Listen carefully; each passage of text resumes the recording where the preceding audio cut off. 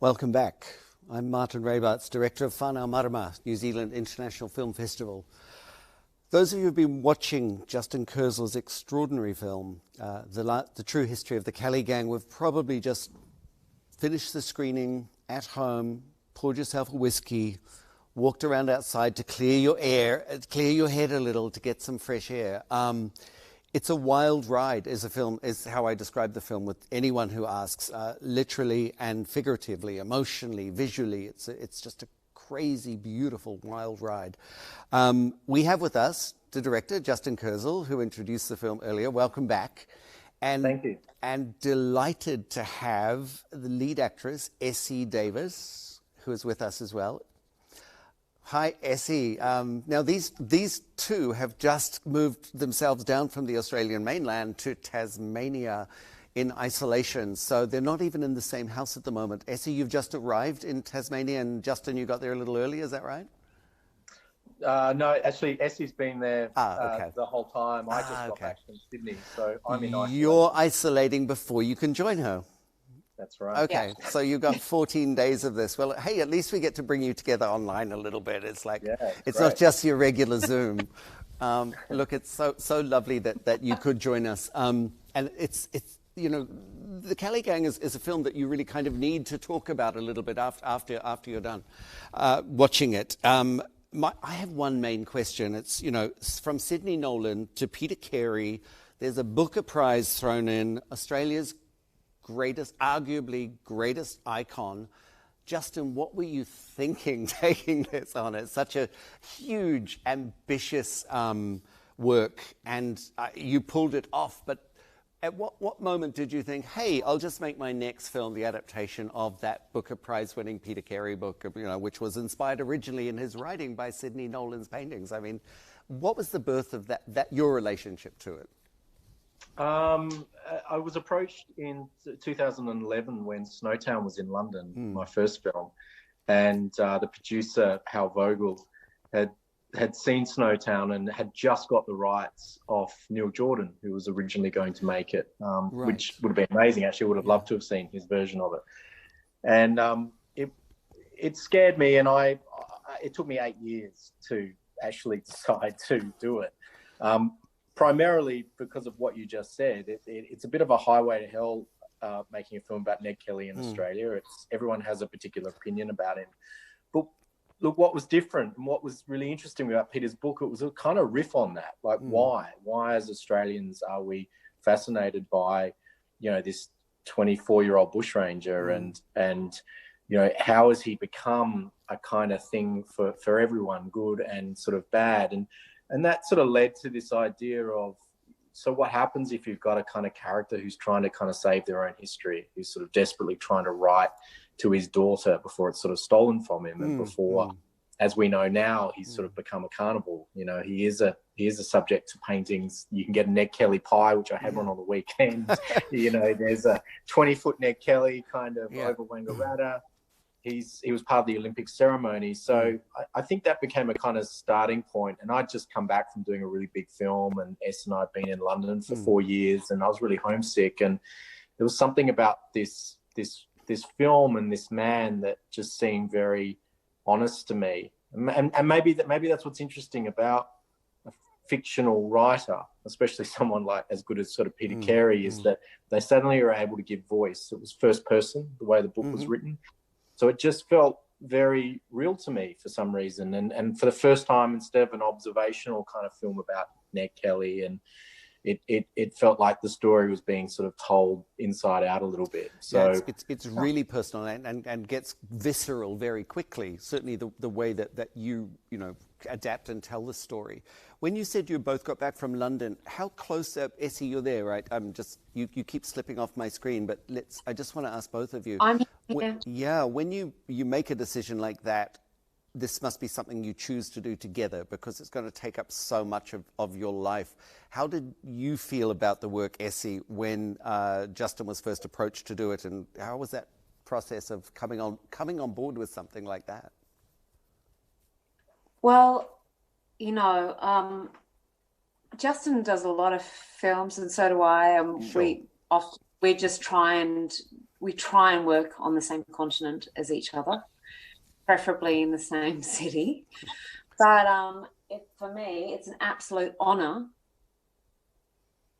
I'm sorry, I'm being bombed by my child. It's an absolute honour to work with him because he is an extraordinary filmmaker, and so to have the opportunity, and we've always been wanting to work together. We worked together in theatre, and we've did his first short together, but this was our chance to work together on something that we felt was substantial for me as well as for him. And so it's actually just an incredible privilege that I got to work with him during this time. And the work is extraordinary, what you arrived at together. The character that you portray, you've actually you've arguably portrayed two of the most important Australian mother characters, in the Australian canon of cinema, and they're both so different. Like from the fragility and the almost transparency of the mother you played in the Babadook over to this mother in this film, who is as powerful and strong and forceful. But you discovered that her with your husband, and she is a wild character in the film, like her son, like the gang. What was that? Were you able to separate Essie the actress and Justin the director? Back to you, Justin. How did you create the freedom in that relationship to deliver this amazing performance to the film? I have to just say that Justin's got this incredible kind of way of working where he gives each of his actors like a manifesto of work to do to prepare for a role. Wow. That is, it's basically a research and life experience to-do list that can be anything from the boots or trousers you might wear to the kind of sports and sports people he would like you to watch, the music to listen to, the people to aspire to find the essence of, and some of the things he asks of his actors are really scary, and really you have to, if you want to embrace the character, you kind of go, okay, this is my homework, and it's a terrifying thing to do. But in fact, what it does is opens your mind and your body and your physicality and your whole way of creating a character to his. We've been talking about this role and the film for many years, and my idea of it from reading the book was quite different from Justin's idea of it from reading the book. And he kept on talking about this incredible character, and I kept on going, I was thinking, homey old period mother who's like, putting food on the table and running down by men and having, and it's like, no way. She's the reason she's his essence. She's the reason he's doing all this. And he kept constantly showing me a different way to look at her and find her. So Justin, I mean, when you have such wonderful core base material, it must be thrilling to explore it that way, just to really let go and push out the boundaries. I mean, with all of your cast, we see performances from each of them that we've never seen from them ever before. Even someone like Russell Crowe, who we've seen many times. in many different things, and he's amazing. But there was something particular in this performance that the sort of the darkness hidden beneath the charm was extraordinary. This must be a thrill as well for you when you could work with that amount of talent with this kind of material. Like when you get up in the morning, you must wake up like bing. Yeah. You do. You start to live and breathe it, and like your question before about how Essie and I work. I mean, it really is pretty fluid. Like while I'm making the bolognese and she's having an argument with the girls, you know, we are talking about Ellen Kelly, you know, and kind of like, I had this great idea about, you know, and it's quite extraordinary actually how it crosses over quite effortlessly. I was quite surprised. But I was, you know, I read the book and I just instantly thought of Essie as Ellen, and I kind of knew that kind of quality in her. And to be honest, same with all the other actors. As soon as I read Harry Power, I saw Russell, and I saw it as a really interesting character, the once great sort of bushranger who suddenly, you know, is vulnerable, and there's something fragile about him. And he is a sort of mentor, but at the end of the day, who needs who more? Is it young Ned or is it kind of Harry Power? And I think that's what Russell was attracted to. And I'm finding that more and more now. It's so yeah, I think you read a script or you have a look at a story and you go, are the characters good? Because you've got to cast it. And I felt really confident with this that we could get a great cast, even with those sort of cameo characters, because they seem just very rich and unusual. And yeah. Can I just say, they don't feel like cameos, you know?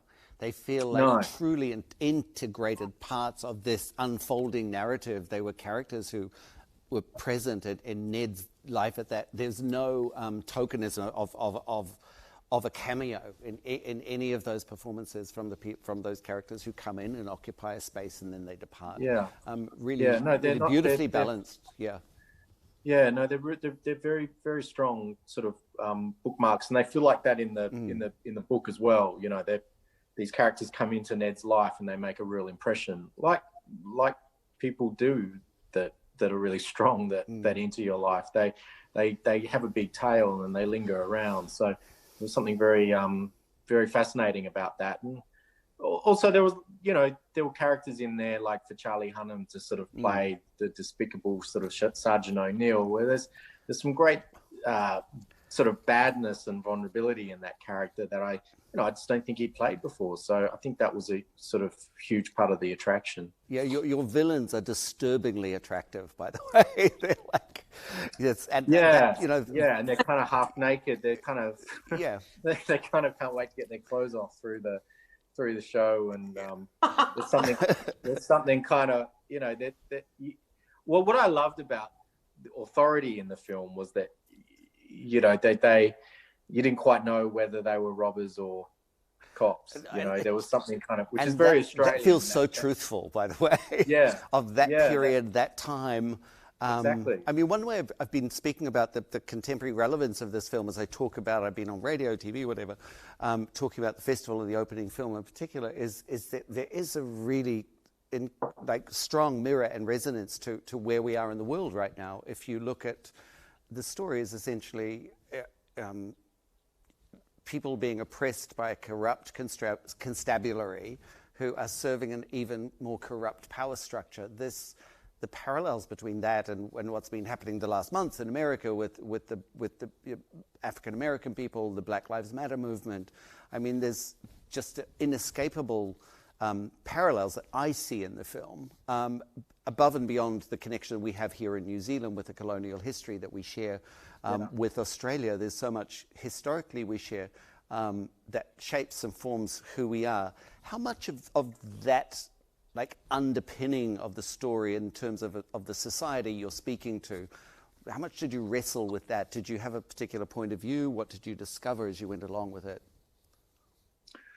I think a lot of it came from the youth of the boys, the gang, the idea that rebellion and anarchy and kind of following sort of something and not being sort of worried about the consequences sort of do come from a sort of a youthful kind of perspective, and where there's sort of nothing to lose. And I was astounded that Ned was 24 and that those those other two kids were in their teens.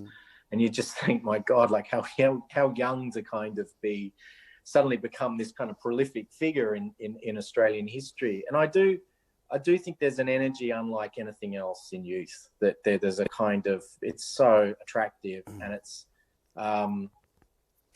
what I thought was very interesting with Ned was a guy who was sort of outrunning his destiny. There was, being a Kelly and kind of coming from the Sons of Sieve, and the idea that his father was once this sort of outlaw who kind of wore a dress and terrorized the British.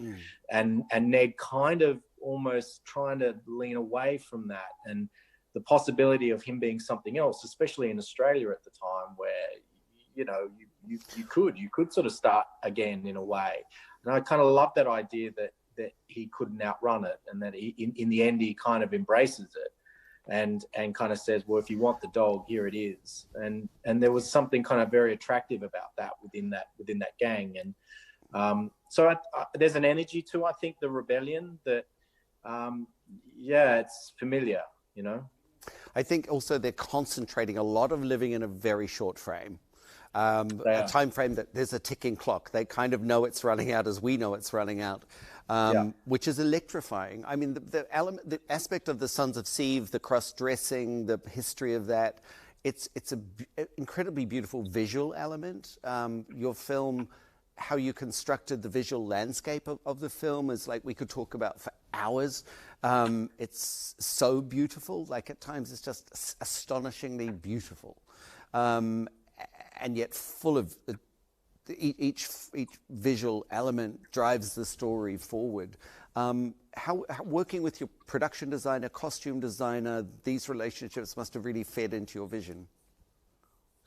Yeah, and look, the film was probably a much bigger budget when we first started, and maybe lent towards something a bit more traditional in terms of how that period was represented on screen. And it got to a point where we couldn't afford the buttons that we needed that were absolutely right for period that you'd get from India. I mean, we couldn't spend $1,000 on a button. So what ends up happening is you go point of view, like what's the point of view of this sort of man? And there was something kind of really, really interesting about being liberated by that. Why can't it be the shadow of period? Why can't the house, the world reflect the kind of fate and destiny of what will become of Ned, which is the ironclad monitor and a man in a tin hat looking out into that landscape. Right. So I've always been very curious about how point of view can help you sometimes be able to achieve certain things.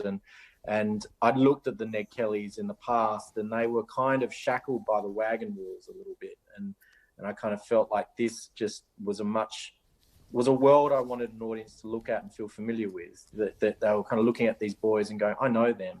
I saw a band the other night that was them, or I, watched them on a sports field or something. That there's, and same with Ellen, that there was a sexuality about her that felt,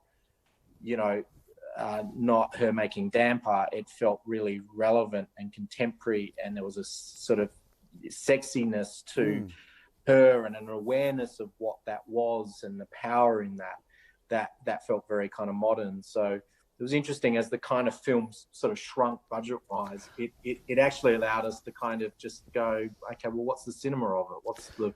How can we be bold with it?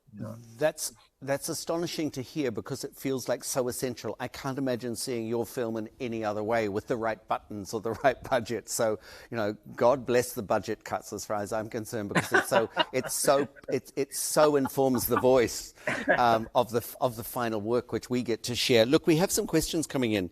One relates to production design, art direction. I love the filming location with the trees surrounding the house. How long did it take to find this spot, and how do you feel this also reflected on the themes of the film? So we were really lucky. We came across, we were looking in certain areas where Ned Kelly had been shot before, and there was something very tame about it. And we just came across this incredible reserve where all these trees are being killed by this flooding. And it was this sort of Tim Burton-esque kind of landscape that instantly, what was probably cut out of the film was a whole element of banshees and witches, and it just evoked a kind of curse that we that we felt was kind of really appropriate. And then, and then up in the snow, it's where all the major bushfires had been through, the previous bushfires had been through up in Marysville.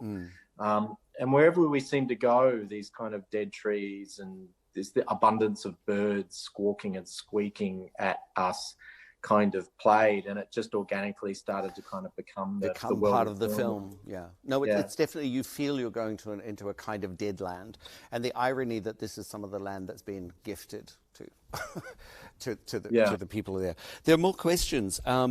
One from Steph. How did you feel about breaking down the myth and romanticism of Ned Kelly? Do you think you were breaking down the myth, or you were re-mythologizing perhaps? How did you see it? Yeah, look, I think it was a provocation, the film. Like, I think you go into it and you go, why another Ned Kelly film, especially as an Australian, and how is this going to be viewed, and what's the context? And a lot of that came from the book, which is what I loved about it. But I was frustrated as well as a filmmaker. I just sort of had a really terrible experience on a film, and I was just dying to kind of be really just careless and bold. And prepared to kind of fail as long as there were some ideas going, and I think there was an energy to the screenplay and to the world that reflected my own kind of maelstrom at the time. So I definitely didn't want to sort of do anything that felt repeated. Sure. Well, and you haven't. Thank you very much. There's a question for Essie. We sort of touched upon it earlier because we discussed how you and Justin would sort of approach this work each in your own ways. But there's a question, what connected you to the film? What was the thing that maybe you recall, even looking back, what is the thing that most connects you to the work as you reflect on it as a completed piece? Well, I have to say there's something about it, the making of this film, that, as you were saying, there are people who are coming in small roles or whatever, but every single one of us felt connected to this. It was an unusual film experience. I think that the entire crew on the ground and every actor who came in and was a part of it felt like we were living an experience that was so powerful and profound between us and for Justin and with him and in the creation of this, that